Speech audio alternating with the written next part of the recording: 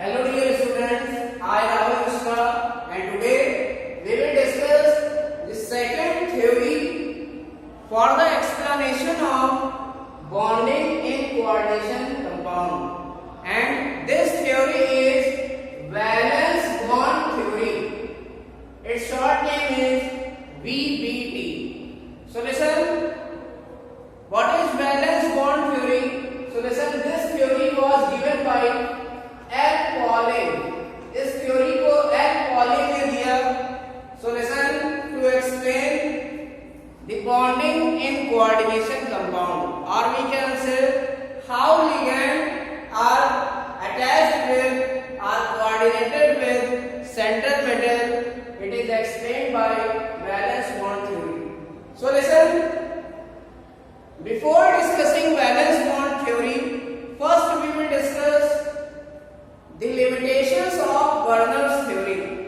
It means valence bond theory को पढ़ने से पहले हम लोग वर्नर्स थ्योरी की कुछ लिमिटेशन डिस्कस करेंगे कि वर्नर थ्योरी हमारी क्यों फेल हो गई थी।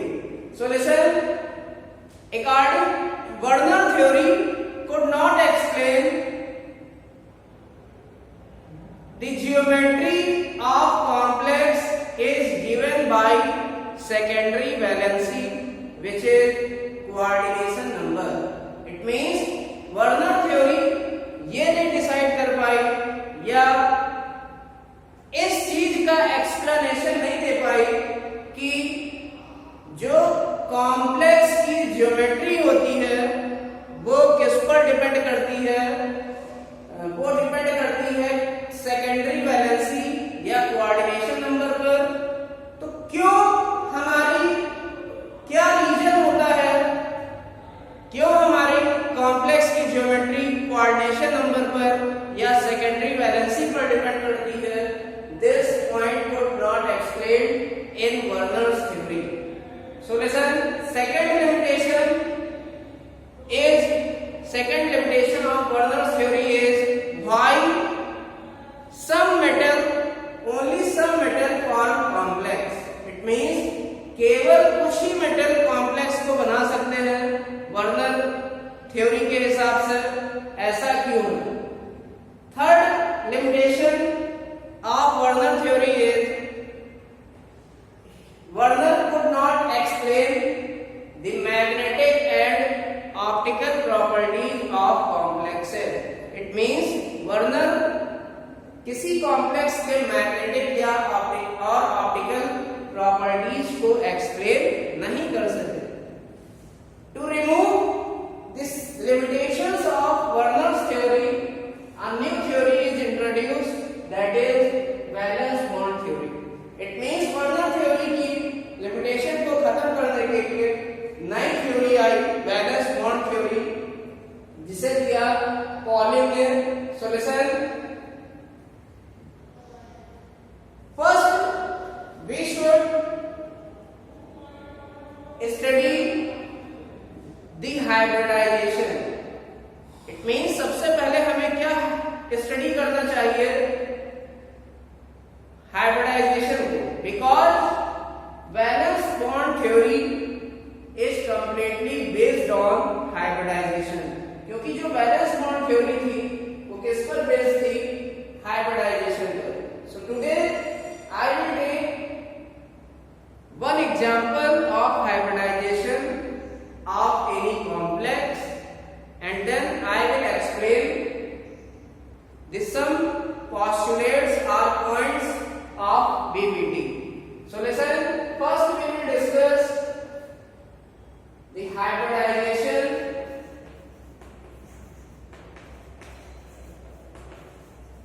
in FeCN6 3-, because bonding in coordination compound is explained by hybridization according to valence bond theory. It means valence bond theory के हिसाब से जो कोऑर्डिनेशन कंपाउंड में बॉन्डिंग होती है उसे हाइब्रिडाइजेशन के थ्रू एक्सप्लेन किया गया। So listen, I will take an example of hybridization in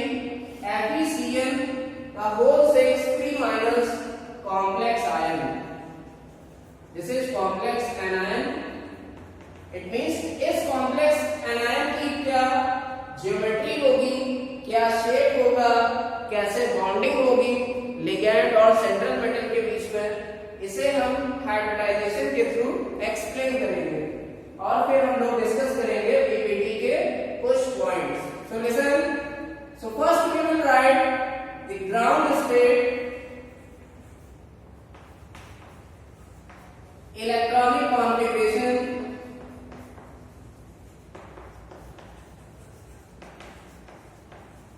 of central metal.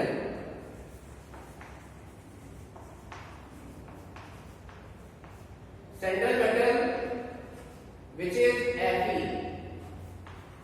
We all know that in this complex anion,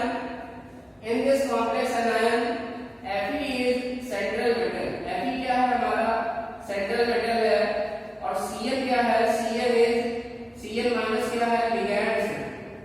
ligand हमारा क्या है, Cn minus cyanide ion. So listen, तो सबसे पहले हम लोग क्या लिखते हैं, in the first step we will write ground state electronic configuration of central metal, that is Fe। Central metal हमारा क्या है, Fe है। So first we will write the ground state electronic configuration of Fe having atomic number 26। So listen, its configuration will be Ar,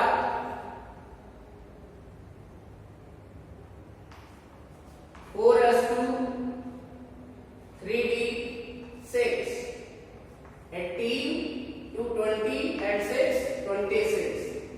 Now we will calculate the oxidation number of Fe in this complex. FeCl6 a whole of 3 minus, इसमें Fe की oxidation state क्या है, तो हमने consider किया X।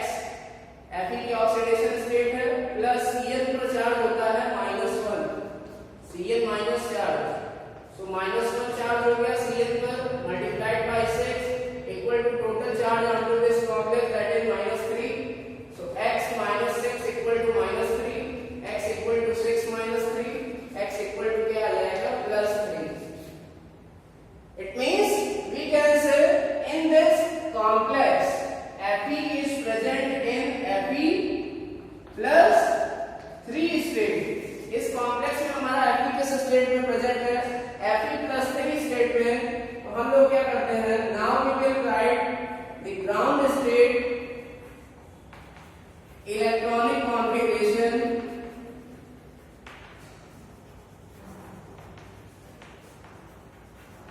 of 26 Fe3 plus। तो Fe3 plus का मतलब क्या है कि Fe ने 3 इलेक्ट्रॉन लूज कर दिए। Fe ने अगर 3 इलेक्ट्रॉन लूज कर दिए तब क्या बनेगा, Fe3 plus।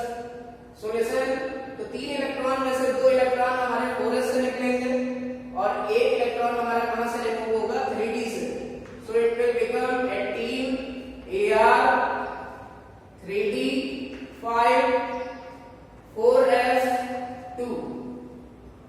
तो ये हमारा हो जाएगा ground state electronic configuration Fe+3 का। नाउ वी विल डिस्कस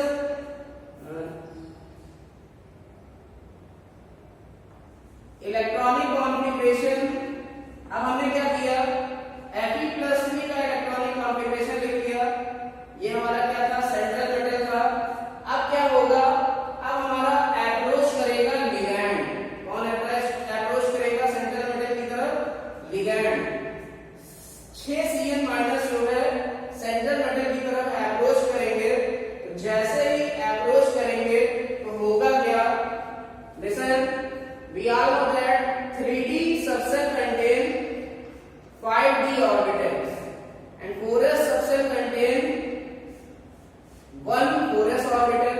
हमें पता है 3d सबसेल में हमारे 5d ऑर्बिटल होते हैं और 4s सबसेल में हमारे 8d ऑर्बिटल होता है। और 3d सबसेल में यहाँ कितने इलेक्ट्रॉन हैं, 5, 1 2 3 4 5। और 4s में कितने इलेक्ट्रॉन है, सॉरी यहाँ पर 2 इलेक्ट्रॉन निकल जाएंगे तो हमारे 0 इलेक्ट्रॉन हो जाएंगे। तो हमारा 4s में कोई भी इलेक्ट्रॉन नहीं है। It means this is the ground state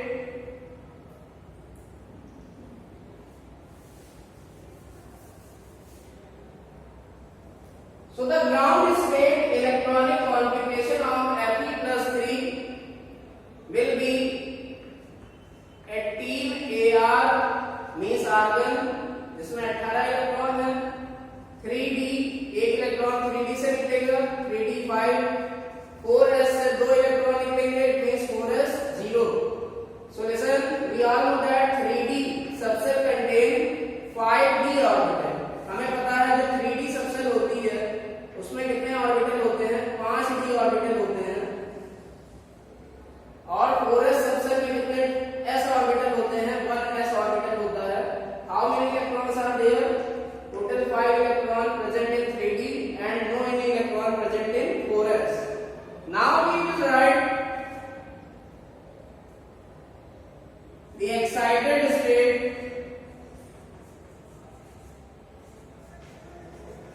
electronic configuration of Fe plus 3.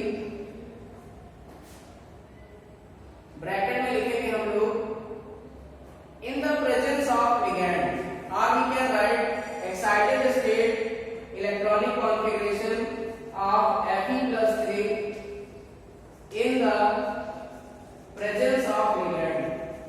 It means जब ligand हमारा अप्रोच कर रहा है, 6 ligand हमारे Cn माइनस Fe plus 3 की तरफ जब अप्रोच कर रहे हैं या जब बॉन्ड बना रहे हैं, तो होगा क्या, जो हमारे ligand है, it means 6 Cn minus ligand, if they are strong field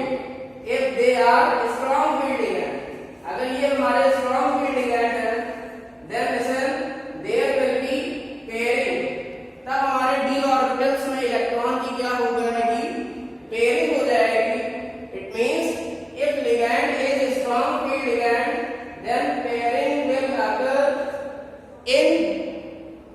then pairing of electron in d orbital takes place. It means जब हमारा ligand का नेचर स्ट्रॉन्ग फील्ड का होगा, तब हमारे d ऑर्बिटल में इलेक्ट्रॉन्स की क्या हो जाएगी, पेयरिंग हो जाएगी. तो हमारा कॉन्फ़िगरेशन क्या हो जाएगा, now our configuration will become d orbital में इलेक्ट्रॉन की पेयरिंग कैसे होती है. सो लिसन, जो हमारा आखिरी इलेक्ट्रॉन है वो सबसे पहले वाले ऑर्बिटल में आता है, फिर उसके पहले वाला इलेक्ट्रॉन उससे पहले वाले ऑर्बिटल में आता है. अब यहाँ पर पेयरिंग पॉसिबल नहीं है. इट मींस जो हमारा लास्ट का इलेक्ट्रॉन था वो कहाँ आ गया, फर्स्ट ऑर्बिटल में. 5वें ऑर्बिटल का इलेक्ट्रॉन पहले ऑर्बिटल में आ गया, आएगा तो एंटी क्लॉकवाइज डायरेक्शन में आएगा, क्योंकि एक ऑर्बिटल में इलेक्ट्रॉन अपोजिट स्पिन लगा सकते हैं. इसी तरह चौथे ऑर्बिटल का इलेक्ट्रॉन आएगा दूसरे ऑर्बिटल में, और तीसरे ऑर्बिटल में केवल एक इलेक्ट्रॉन रह जाएगा जो कि क्या होगा, अनपेयर्ड होगा. Now this will be there will be 2 vacant orbital obtained. अब यहाँ पर 2 vacant d ऑर्बिटल बन जाएंगे, और ये हमारा 4s ऑर्बिटल रहेगा, और 4s के बाद कौन सी सबसेल आती है, 4p सबसेल आती है. नाउ 4p में भी 0 इलेक्ट्रॉन होंगे, and 4p subshell contain how many p orbitals, 1 2 3 p orbitals. So you can see how many vacant orbitals are there, 1 2 3 4 5 6, total 6 vacant orbitals हमने बना लिए हैं. क्यों, why, because how many ligands are attracted towards central metal, क्योंकि ligand की तरफ हमारे कितने सेंट्रल मेटल की तरफ हमारे कितने ligand अप्रोच कर रहे हैं, टोटल 6 ligand अप्रोच कर रहे हैं. इट मींस हम कह सकते हैं, listen, there will be formation of 6 coordinate bond. इसका मतलब यहाँ पर 6 coordinate bond का फॉर्मेशन होगा सेंट्रल मेटल के साइड में. इट मींस हमें क्या करना पड़ेगा, 6 d ऑर्बिटल को वैकेट करना पड़ेगा. सेंट्रल मेटल के 6 d ऑर्बिटल को वैकेट करना पड़ेगा. इट मींस हमें वैकेट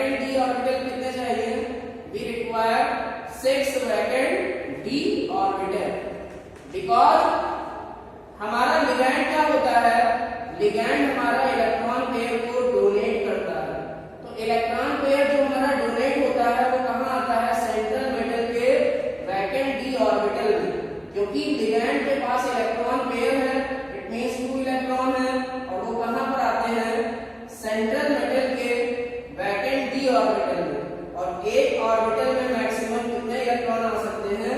2 इलेक्ट्रॉन आ सकते हैं।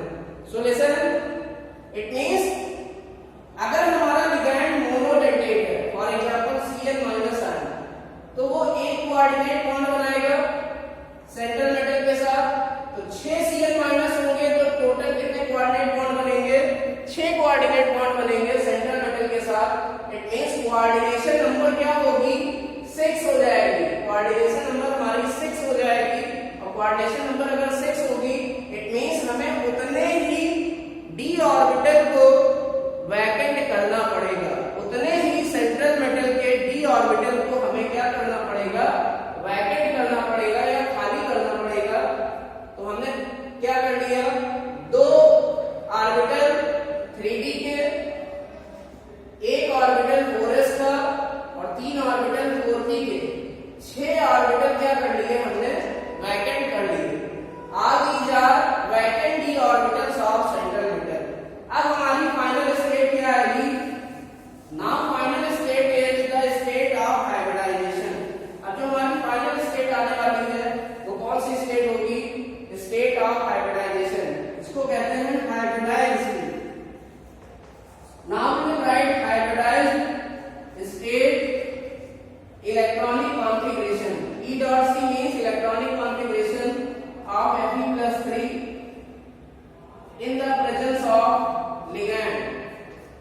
तो होगा क्या? अब हमारा 3d के 2 ऑर्बिटल्स, 2 वैकेंट 3d ऑर्बिटल, एक 4s ऑर्बिटल और 3 4p ऑर्बिटल, ये क्या करेंगे? कंबाइन करेंगे। Now they will combine with each other. अब ये हमारे कंबाइन करेंगे,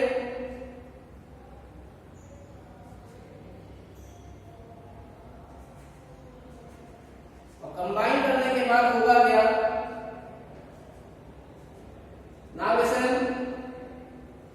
जब यहां पर कॉम्बिनेशन होगा ऑर्बिटल्स का, तो हमारे 3 ऑर्बिटल ये हमारे सेपरेट हो जाएंगे, और हमारे पास 6 ऑर्बिटल ऐसे होंगे जो कि वैकेंट होंगे। 1 2 3 4 5 6, और ये 6 ऑर्बिटल जो हमारे बने हुए हैं, listen, 3d 4s and 4p orbital have different energy.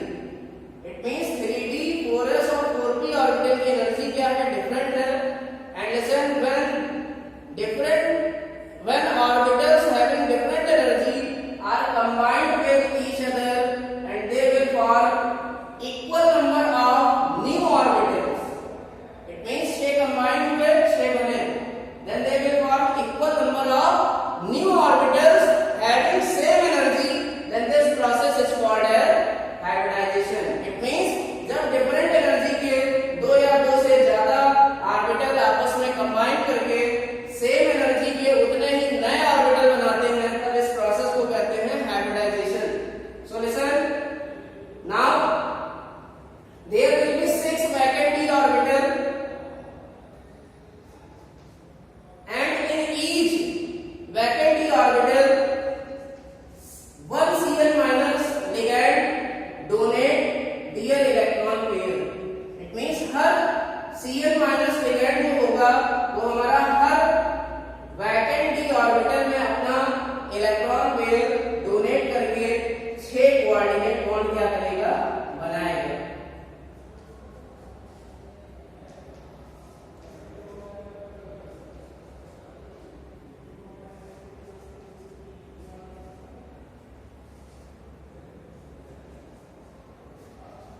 So listen, the hybrid orbital obtained by the combination of 2d, 1s and 3p orbital.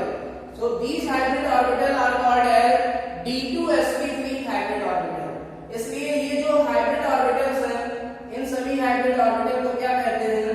They are called as d2sp3 hybrid orbital.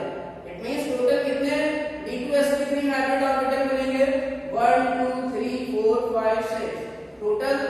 6 D2sp3 hybrid orbital बनेंगे, जिनमें जो Cn minus ligand है वो अपना एक एक electron pair क्या करेगा, हर एक वैकेंट d ऑर्बिटल में अपना इलेक्ट्रॉन पेयर डोनेट करेगा। इट मींस अब यहां पर जो भी हमारे इलेक्ट्रॉन्स आएंगे इन वैकेंट d ऑर्बिटल में वो इलेक्ट्रॉन्स किसके होंगे, Cn माइनस लिगैंड के। सो हाइब्रिडाइजेशन, इसलिए जो हाइब्रिडाइजेशन होगा, so hybridization of FeCN6 3 minus complex it will be D2sp3। यह हाइब्रिडाइजेशन क्या हो जाएगा, D2sp3। Now there will be electrons of ligand. इन वैकेंट ऑर्बिटल में जो इलेक्ट्रॉन्स आएंगे वो किसके इलेक्ट्रॉन्स आएंगे, लिगैंड के इलेक्ट्रॉन आएंगे, और इन इलेक्ट्रॉनों को मैं डॉटेड लाइन से बना रहा हूं। So dotted line electron are the electrons of ligand. एक लिगैंड हमारा 2 इलेक्ट्रॉन देता है, एक Cn माइनस हमारा 2 इलेक्ट्रॉन देता है, 6 Cn माइनस टोटल कितने इलेक्ट्रॉन देंगे, 12 इलेक्ट्रॉन देंगे। So these dotted electrons are of the electrons of ligand. Now अब क्या होगा, अब हमारा लिगैंड सेंट्रल मेटल के d ऑर्बिटल से क्या हो गया है, कोऑर्डिनेटेड हो गया है।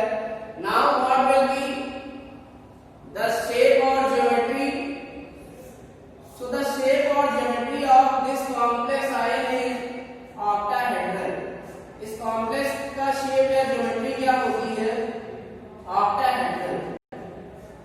सो Fe के ऊपर लगे हैं 6 Cn। So this is the shape और geometry.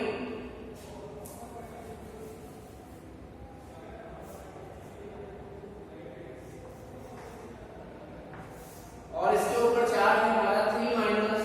This is the shape, this is the structure.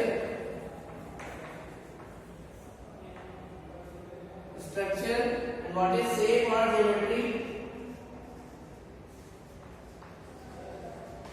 It will be octahedral. ये कैसी ज्योमेट्री है देखने में, ऑक्टाहेड्रल। इसे कहते हैं ऑक्टाहेड्रल ज्योमेट्री, जिसमें Fe जो है 6 Cn माइनस से अटैच्ड है। Now we will discuss the magnetic behaviour. अब हम लोग डिस्कस करेंगे magnetic behaviour. So magnetic behaviour क्या हो जाएगा इस कॉम्प्लेक्स का, so listen, if any unpaired electron is present in hybrid state, it means hybrid state में अगर हमारा कोई अनपेयर्ड इलेक्ट्रॉन प्रेजेंट होता है कॉम्प्लेक्स में, then complex will be paramagnetic. तब हमारा कॉम्प्लेक्स कैसा होता है, पैरामैग्नेटिक होता है। And if no any unpaired electron is present, it means अगर सारे ही इलेक्ट्रॉन क्या हो जाते हैं, पेयर्ड हो जाते हैं। इट मींस हर ऑर्बिटल में 2-2 इलेक्ट्रॉन होते, तो सारे इलेक्ट्रॉन हमारे पेयर्ड बोले जाते, तब हमारा कॉम्प्लेक्स होता है diamagnetic. So listen, now this is the example of hybridization in this complex anion FeCN6 minus 3 charge.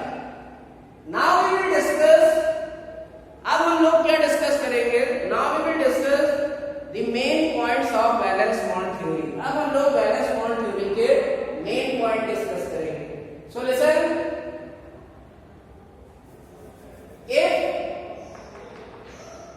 if porous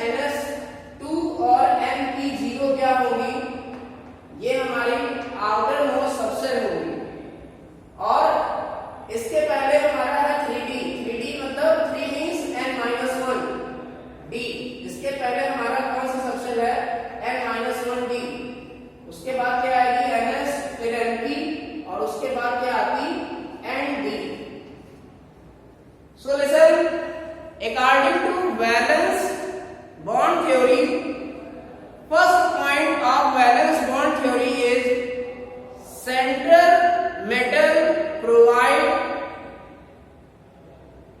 equal number of vacant d orbital, equal number of vacant d orbital as the coordination number of central metal. It means valence bond theory का पहला point क्या कहता है कि central metal उतने ही vacant D orbital ligand को provide करता है जितनी सेंट्रल मेटल की कोऑर्डिनेशन नंबर होती है या सेंट्रल मेटल को जितने कोऑर्डिनेट बॉन्ड बनाने होते हैं टोटल। तो यहाँ पर सेंट्रल मेटल को 6 कोऑर्डिनेट बॉन्ड बनाने थे, आयरन को Fe को 6 Cn- से कोऑर्डिनेट बॉन्ड बनाना था। तो यहाँ पर हमने टोटल कितने वैकेंट डी ऑर्बिटल अवेलेबल किए, 6 डी वैकेंट डी ऑर्बिटल हमने प्रोवाइड किए लिगैंड को। सो this is the first point. Now second point of VBT और valence bond theory is n-1d। n-1d means for example 3d, n-1d, ns and np subshell orbitals, or we can say orbitals of n-1d, ns, np and nd subshell. Orbitals of n-1d, ns and np and nd subshell are combined. It means 3d 4s और 4p के orbital क्या कर रहे हैं, combine कर रहे हैं। It means we can say orbitals of n-1d, ns and np subshell are combined to form equal number of new orbitals having same energy. It means n-1d, ns, np के electron इस case में क्या कर रहे हैं, combine कर रहे हैं और उतने ही नए ऑर्बिटल बना रहे हैं जिनकी एनर्जी क्या है, सेम है। Then the new orbitals obtained having equal energy are called as hybrid orbital, and this process is called as hybridization. It means जो हमारा n-1d के ऑर्बिटल है और ns के ऑर्बिटल है और np के ऑर्बिटल है, ये आपस में कंबाइन करते हैं। तो अगर ये आपस में कंबाइन करेंगे तो ये इक्वल एनर्जी के या सेम एनर्जी के नए उतने ही ऑर्बिटल बनाएंगे। जैसे यहाँ 6 ऑर्बिटल कंबाइन कर रहे थे, 2d के, 1s का और 3p के, तो टोटल 6 ऑर्बिटल कंबाइन कर रहे हैं तो हमारे 6 ही नए ऑर्बिटल सेम एनर्जी के बनेंगे। तो इन ऑर्बिटल्स को हाइब्रिड ऑर्बिटल कहते हैं और इस प्रोसेस को कहते हैं hybridisation. It means valence bond theory totally based on hybridization. जो valence bond theory है वो totally किस पर based है, hybridization पर। Now third point of valence bond theory is only bonding electron. Listen, or we can say third point of VBT is non-bonding electron. Non-bonding electron means ऐसे electron जो bonding में participate नहीं करते, या central metal के non bonding electron हमारे bonding में participate नहीं करते। इट मींस हम कह सकते हैं जो भी इलेक्ट्रॉन हमारे सेंट्रल मेटल में नॉन बॉन्डिंग स्टेट में है तो वो इलेक्ट्रॉन हमारे कभी भी बॉन्डिंग में पार्टिसिपेट नहीं करते। इट मींस हम कह सकते हैं जो भी हमारे बाहर वाली सबशेल में इलेक्ट्रॉन्स होंगे, जैसे यहाँ 3d5, तो ये इलेक्ट्रॉन लिगैंड और सेंट्रल मेटल की बॉन्डिंग में इन्वॉल्व नहीं होता है, क्योंकि लिगैंड ही क्या करता है, केवल अपने 2 इलेक्ट्रॉन सेंट्रल मेटल के वैकेंट डी ऑर्बिटल में भेज देता है और क्या बनाता है, कोऑर्डिनेट बॉन्ड। इट मींस हमें सेंट्रल मेटल के वैलेंस इलेक्ट्रॉन से कोई मतलब नहीं है।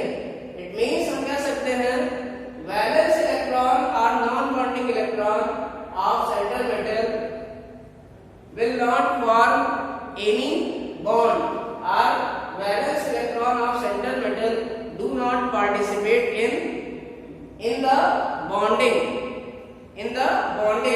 between ligand and central metal. This is the third point of valence bond theory. Now fourth point of BBT is, listen very carefully. चौथा point क्या है BBT का? If complex has any unpaired electron in hybridized state, then it will be paramagnetic. अगर complex में hybridised state में कोई unpaired electron है तो वो पैरामैग्नेटिक होगा. अगर कोई अनपेयर्ड इलेक्ट्रॉन नहीं है, इतने सारे इलेक्ट्रॉन हमारे पेयर्ड हैं, तो कॉम्प्लेक्स हमारा क्या होगा? डायामैग्नेटिक. फॉर एग्जांपल इस कॉम्प्लेक्स में एक अनपेयर्ड इलेक्ट्रॉन था, बाकी के इलेक्ट्रॉन पेयर्ड हैं, तो ये कॉम्प्लेक्स क्या हो गया? Paramagnetic.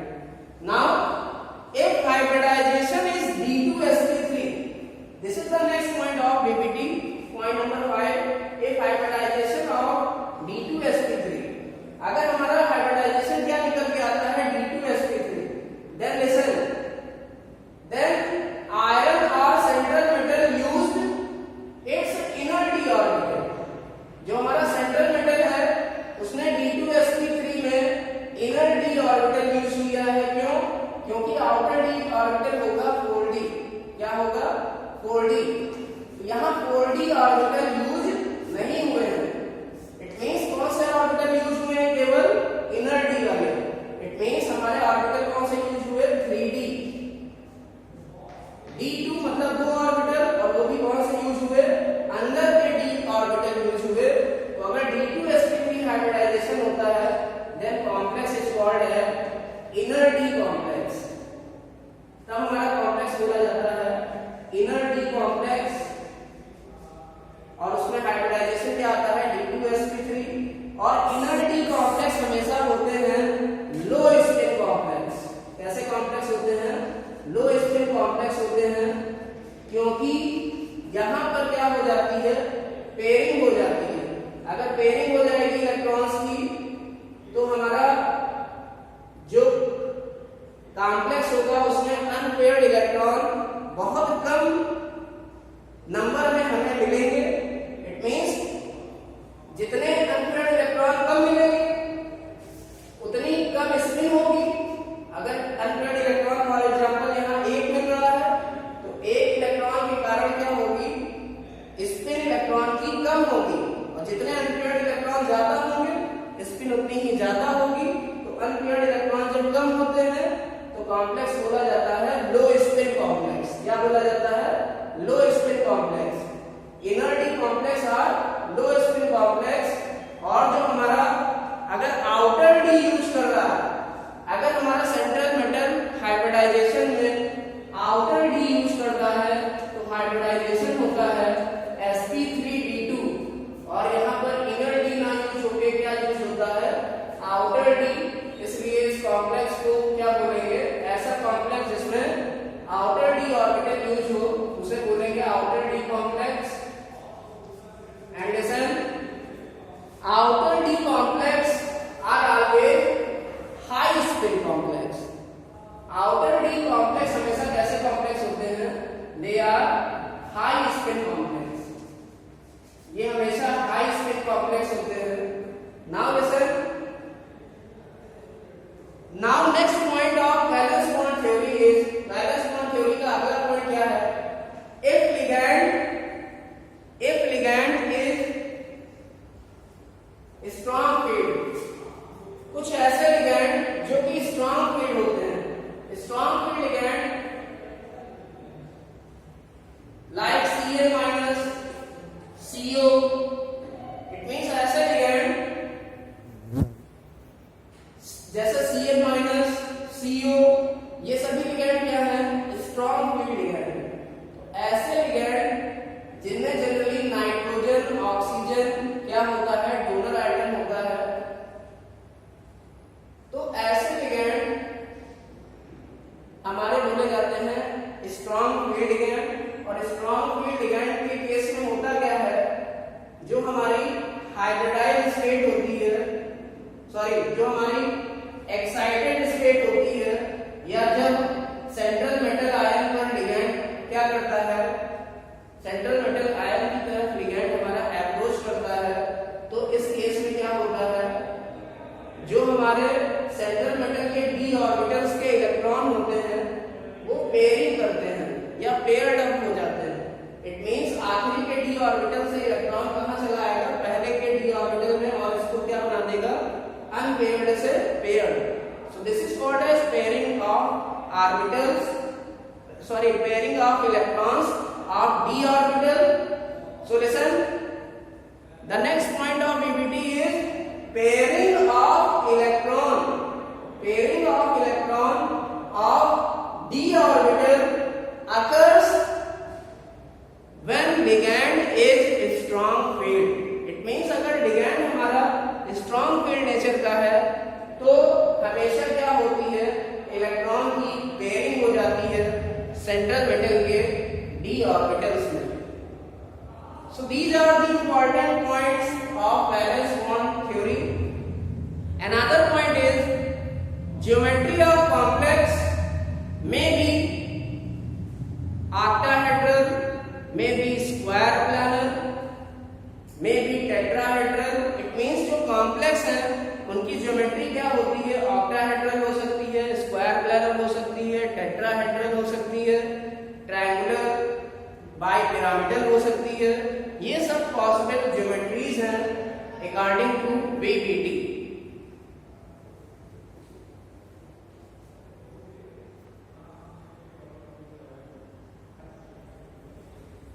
So there are certain limitations of valence bond theory. So valence bond theory does not explain or could not explain the color of complexes. It means valence bond theory हमारे complex के colour को explain नहीं कर सकी। It could not explain the inert and labile nature of complex. ये complex के inert या labile nature को एक्सप्लेन नहीं कर सकी। Inert means unreactive and labile means reactive. It means कौन सा कॉम्प्लेक्स रिएक्टिव होगा, कौन सा कॉम्प्लेक्स अनरिएक्टिव होगा, this theory could not explain. Third, this theory could not explain the spectral properties of complex. ये theory complex की spectral properties को भी explain नहीं कर सकी। This theory also could not explain the variation of magnetic moment with temperature.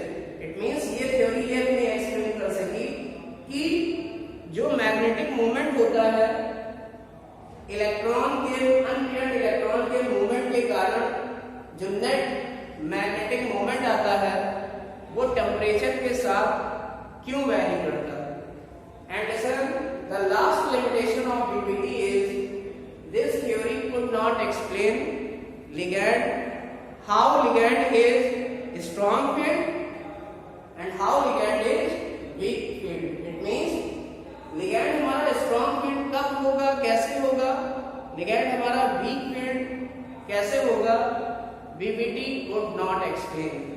It means ये point हमारे BBT या वैलेंस बॉन्ड थ्योरी एक्सप्लेन नहीं कर सके। So these are the important points of valence bond theory.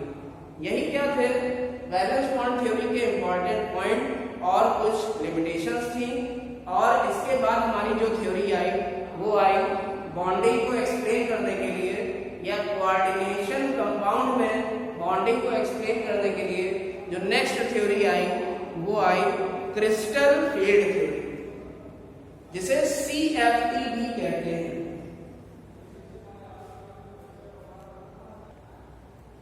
So listen, valence bond theory में जो electron हमारे paired up होते हैं वो हुम्स रूल के अपोजिट मैनर में होते हैं, क्योंकि हुम रूल क्या कहता है, max electron should be paired in such a way you create maximum number of electron, maximum number of unpaired electron. It means Hund rule कहता है कि इलेक्ट्रॉन्स मैक्सिमम प्रोबेबिलिटी क्या होनी चाहिए इलेक्ट्रॉन को भरते समय कि इलेक्ट्रॉन हमारे अनपेयर्ड रहें।